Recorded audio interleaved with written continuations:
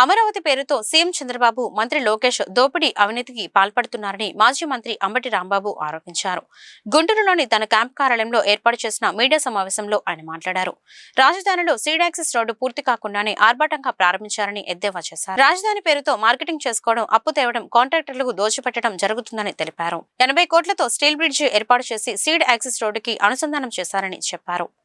Seed access రోడ్లో చంద్రబాబు ఇల్లు తప్ప మరే గృహ సదుపాయాలు లేవు అన్నారు. 21 కిలోమీటర్ల సీడ్ యాక్సెస్ రోడ్డుకు 1519 కోట్లు ఖర్చు చేశారని మండిపడ్డారు.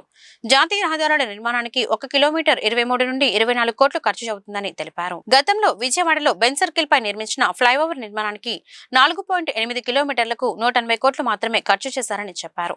కనకదుర్గ ఫ్లైఓవర్ 6 రోడ్ల నిర్మాణానికి 282 కోట్లు మాత్రమే ఖర్చు చేశారని గుర్తు చేశారు. సీడ్ యాక్సెస్ రోడ్డు నిర్మాణానికి 1 కిలోమీటర్కు 80 కోట్లు ఖర్చు చేశారని, ఇది దోపిడీ కాదా అని నిలదీశారు. అమరావతిలో నిర్మించే భవనాలకు ఒక్కో స్క్వేర్ ఫీట్ కు 18 నుండి 20 వేల వరకు ఖర్చు చేస్తున్నారని, ఇది ప్రజాధనం లూటీ చేయడమే అన్నారు.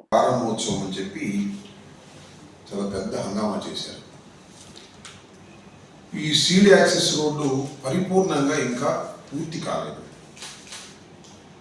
దాని మీద ఇంకా వాహనాలు నడవటం లేదు. కేవలం ఒక స్టీల్ బ్రిడ్జిని ఓపెన్ చేయడానికి చాలా ఆర్భాటం, హంగామా చేసి చాలా సుదీర్ఘమైన ఉపన్యాసాలు ఇచ్చేటటువంటి ప్రయత్నం చేశారు.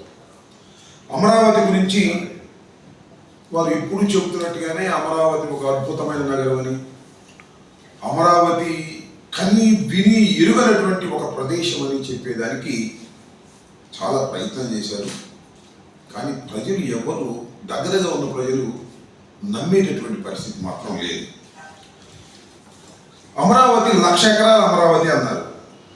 చివరికి ఇప్పుడు చూస్తే 7 బిల్డింగులు, ఒక సీడ్ యాక్సెస్ రోడ్డు కూడా అపరిపూర్ణంగా నిర్మాణం జరిగిన దశలో ఉంది.